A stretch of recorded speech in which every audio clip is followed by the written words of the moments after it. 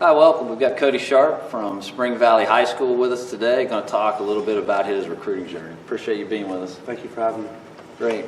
So tell me a little bit about your bio. Where are you from? Tell me a little about your family, your baseball history. My name's Cody Sharp. I'm a 6'1", 215-pound left-handed pitcher. I'm currently committed to Marshall University.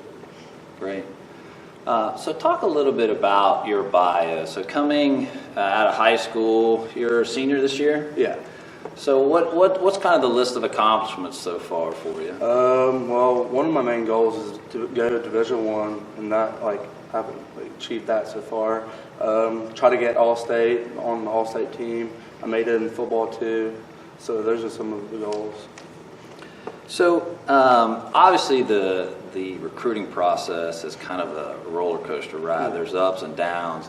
Can you talk a little bit about maybe some of the low points where you maybe thought, things aren't going well, I'm not sure how this is going to end, and maybe some of the higher points? So I started my freshman year. I was worried about college and stuff. I don't even know why. I was a freshman then, and I was worried about it, and I kept rushing myself, trying to be getting in contact with coaches and stuff.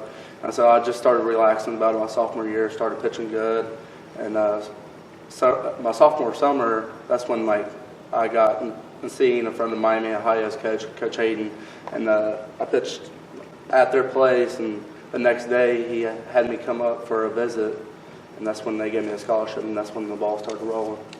So tell me a little bit about that event. So prior to that, had there been any communication with college coaches, any phone calls? Not much. Email or anything? My sophomore year, Coach Vic from Marshall, he currently is in Florida right now. He came and watched me a little bit my sophomore year, but I was just playing against Cincinnati Flames, and I was thinking nothing of it, and so it happens that Division I coach was watching me, and that's when the ball started rolling. So tell me about that day. So you get through, you pitch pretty well evidently. Yeah. What transpired after that? So Coach Hayden was about to leave. He came and gave my coach, Craig, Gamer Academy's head coach, his card. He told me to call him, so I called him after. He was telling me that I did pretty good and stuff, and he wanted me to come up on a visit. And that's when I came the next day, and that's when he gave me the offer. So you visited the very next day, yeah, and got the offer that day. Yeah, that was pretty cool. Yeah, that's a pretty quick turnaround. Yeah. Especially a sophomore, you wouldn't be thinking of it at a young age like that. It's just shocking. So walk me through the process of your that visit. How did that work? What did you do during the day? Who did you see? How long was it? Can you talk to people about what that visit was like? So we started. And where are you at now? Which school? I'm at Miami, Ohio. Okay. We went and started at the baseball field. He toured us around all the baseball facilities. We walked around. They have a pretty big campus and stuff like that. He took us around the school, showed us the weight room, the basketball gym, all that stuff, and then that's when we went in the baseball house, where all the baseball players and stuff hang out. And I had a buddy of mine, Wyatt Milam. He's committed to Marshall with me actually, and Tyrus Bumgarner. We all started playing around in the room and stuff, and that's when he had my father and I go into his office, and that's when he gave me the offer and stuff, and that he wanted me to come play for him. So how did you feel walking out of there with your dad talking about you just got your first offer? It was pretty cool because that's always been a dream of mine and my father's because, just like that. So things started happening pretty quickly there. Going from there, how many other campuses did you get on and what other kind of offers did you get? So I went back. It was in the local newspaper and stuff, and Marshall was just right down the road. And Coach Winter actually texted my head coach, Craig Brumfield. He was asking stuff about me. When can he come see me pitch and stuff? And so a few weeks later, he came and watched me pitch. And then that's when he had me come on their campus and stuff. And that's when they gave me an offer and stuff. And then actually a few weeks later after that, Coach Walmsley, the recruiting coach at Ohio, he came and watched me and stuff. I went on their campus and I pitched in front of them there. And that's when they gave me a great offer then.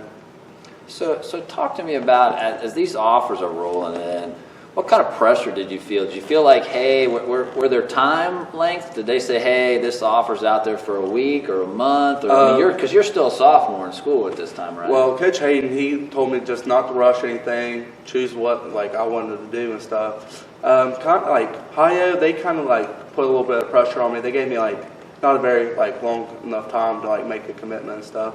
Marshall, they really didn't have a deadline like Coach Hayden. They didn't really have any. So as you walked through that process, what were the things you looked at in the schools, and how did you figure out what the right fit was now that you've got the multiple offers, and how did you know, hey, I want to go ahead and make a commitment now rather than like waiting? Well, I knew that like I wanted to be a stay-at-home guy. I want to be a local man. I want to go play Division I baseball in front of my hometown.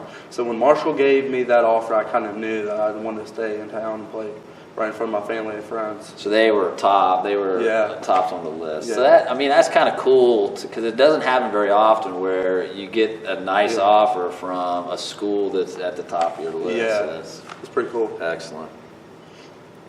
So talk to me a little bit about your summer league team. How influential was the summer league team and the summer league coach in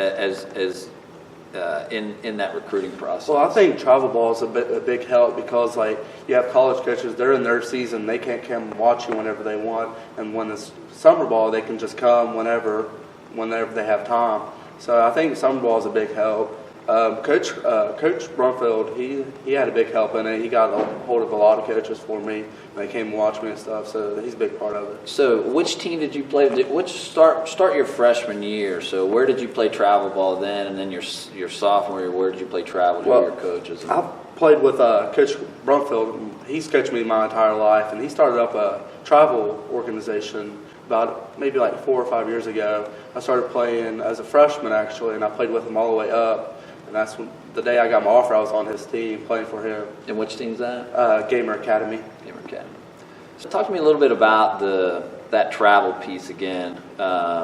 What all was involved? Where did you go? How did that organization help you get in front of coaches? We traveled all over, mainly the East Coast. We went to Myrtle Beach. We went to South Carolina, Virginia, all those schools. We played on college campuses, and that's like a big help because usually the college coaches are there watching you. So I think that's a big reason why like travel ball is like a top-notch thing. So talk to me a little bit about the development side of it. Did you guys just show up, play on the weekends? Was there workouts and stuff? We had a few workouts here and there, but we had like people all over the place around the local area that like had to make drives and stuff. So it was hard for them to get there. But the local guys, we practice almost every like once a week or so like that, just get our arms and stuff in shape, keep them in shape. So as you look back on the process, who would you say are a couple of the most influential people in your recruiting process? I want to give my mom and dad a big shout out because they spent a lot of money over the years, taking me places, traveling, pay for hotels and stuff. So they're the big reason. Coach Craig Brumfield, he's a big part of it. Coach Pratt, my pitching coach, he's helped me a lot. Fix my mechanics and stuff like that. So those are some big people that's influenced. So let's talk about communicating with the college coaches. So obviously, you got some initial contact at an event where the coach reached out to you. How did that communication happen with the different coaches? Was it email, phone call, texting? How did it work? Well, at that time I was a sophomore, so the sophomore summer I really couldn't talk to them unless I had to call them and stuff. And they could email me every now and then, but they really couldn't text me, call me first or anything like that until beginning of my junior year. But the day of my beginning of my junior year, the day they could contact me, I had a bunch of texts from Miami, Ohio University, Marshall, so it was pretty cool. So when you got the offer during your sophomore summer, when did you actually make that commitment? It was kind of close, middle of football. I just wanted to settle in, get to know the coaches very well, get to know the area and stuff. So I went on more visits to Marshall. So that's when I committed there. I committed at Marshall. So it was in that fall, actually the fall of your junior year that I knew where I wanted to go. So in communicating with those other coaches, did you ever get to where you were texting the coaches, or or calling them after that time period started where you were allowed to receive and get communication? I mainly talked to them about like Coach hating them. I talked to them about like they were wanting me to commit and stuff, about the percentage of the offer and stuff, and that's like when they wanted me to come up there and stuff. I went on another visit up to Miami High, which was pretty cool, unofficial visit. So they took me around and stuff, told me what's going on and stuff around there. So talk to me a little about the time of the communication. How often were you communicating with those coaches? Was it weekly, monthly? Coach hating them, it was every other day. Coach Renner and Coach Wags, it was every other week or so. Just keep me updated on stuff. And Coach Walmsley, it was not as much.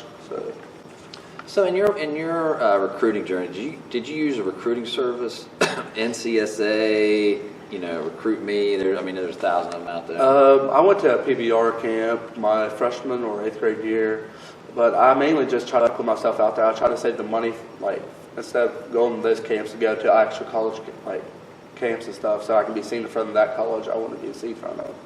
So talk to me about how video played a role in your recruiting process. Did you have recruiting videos on YouTube? Did you email them to coaches? Did coaches ask for them? How did that work for you? It was not really like videoing. They wanted to actually come see me like live. So they came and saw me, and then like they either called or texted me after and wanted to see what like they wanted me to do, stuff like that.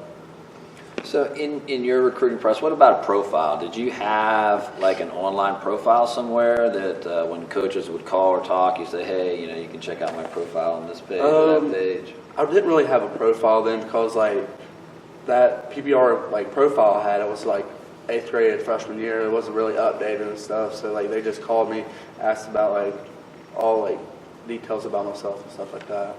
So what advice, if you've got a player or parents out there, maybe they're middle school, freshman, sophomore, what advice would you give them in the recruiting process? I would tell them to start very soon. As soon as they going into that 8th grade or freshman year, I would tell them to start going to camps then, be seen.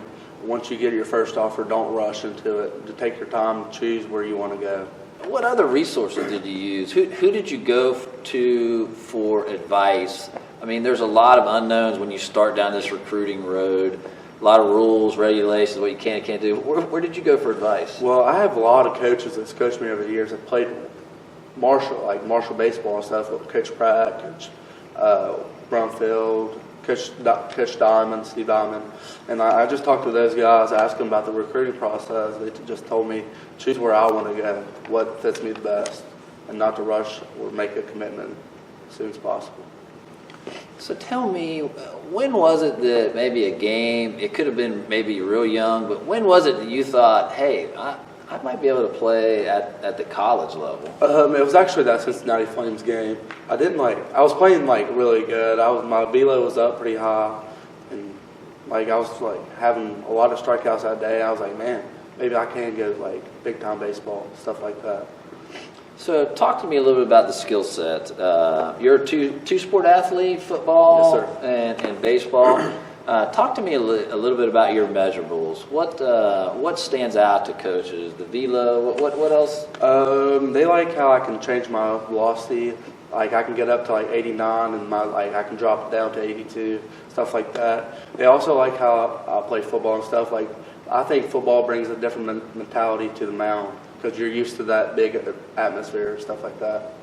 So talk to me, there's a lot of parents out there, especially parents of pitchers. So they're trying to gauge, okay, my kid throws this hard this year. Do you remember back how hard you threw 8th grade, 9th grade, 10th grade, what that progression was? My freshman year, freshman summer, I was at least 83, 84. And then I made a huge jump in sophomore year. That's when I started working out and stuff. I was up to 87, 88 then. So I kept increasing each year. So tell me a little bit about what you did off the field to kind of get your velo to rise over time. I started working out a lot. Started using a lot of leg lifts and stuff like that. I haven't started really trying to get flexible until this year, and I feel a big increase in my velocity so far in that. So, in your recruiting journey, you've been on a lot of fields, spent a lot of nights in hotels and stuff like that. Any funny stories you want to share? Yeah, well, it's not really in travel ball, but my high school, I came in as a freshman varsity. I was shaking. We were at Point Pleasant and stuff. I was shaking. First pitch, I almost launched it over the backstop. Yeah, it was pretty bad. Hit the bull situation. Yeah, and it was pretty bad then. And I was like, oh, no.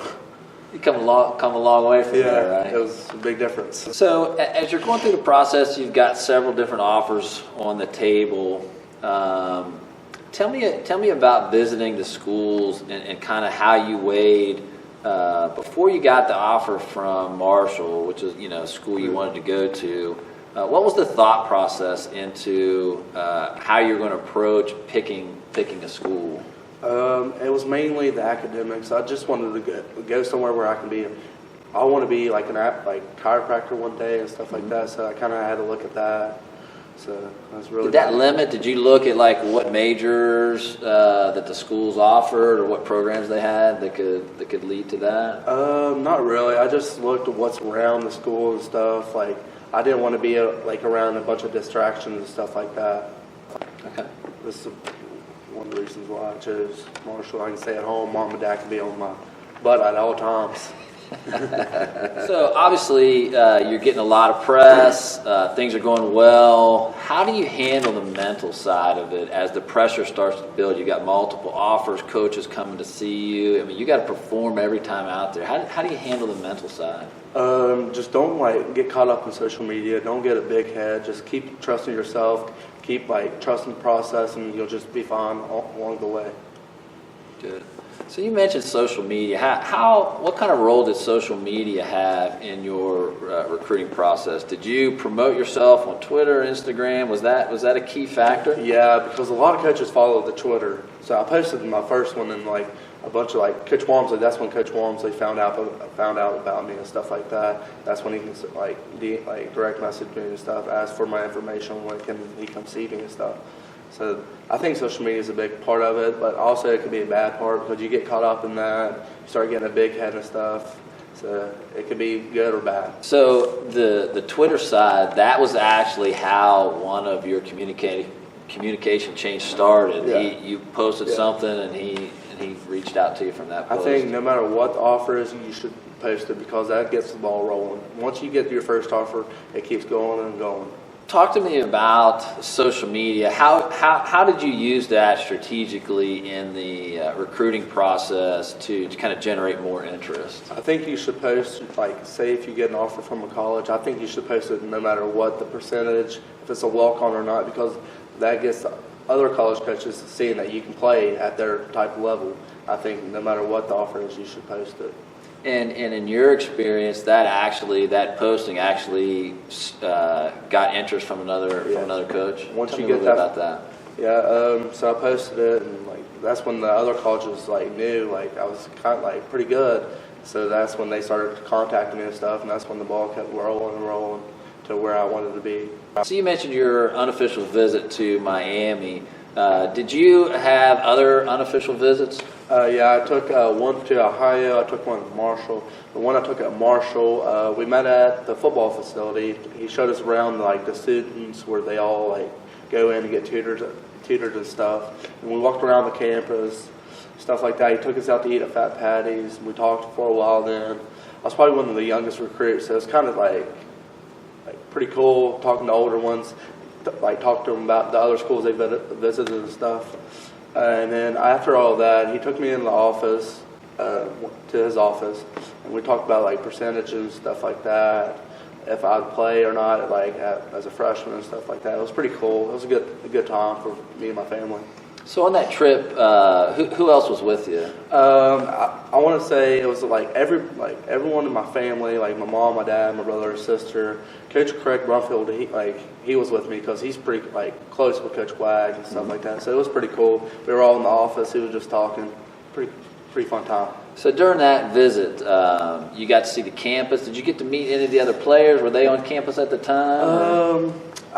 They were kind of busy doing their own thing. It was kind of I went on a football Saturday kind of deal. So they were on doing their own thing. they, like all the recruits, like the older recruits were only officials, so they were like with the actual baseball players. So it's kind of like on my own and stuff. But I talked to a few of them. It's pretty cool. So how many other guys were there? There was quite a bit. Visit? I want to say 5 or 6, but they were all a lot older than me and stuff like that. So is that similar to your other official visits where you went with maybe a group of 4 or 5 guys? Or? Yeah, it was like that with Miami High. I was like a sophomore then. And it was like a bunch of juniors and seniors and stuff trying to like late commits, stuff like that. So you got the chance to maybe talk or get in their ear a little bit as you were going around campus and see what they like and stuff. So just kind of describe your recruiting process, and then tell me how that translates to maybe some advice for some other future students. Just don't rush. Take your time through the process. It's a pretty fun process. Just imagine yourself being there for 4 years. If you can't see yourself there for 4 years, then that's not where you should be. Great. Cody Sharp, appreciate you being with us today. Thank you for spending some time. Thank you for having me.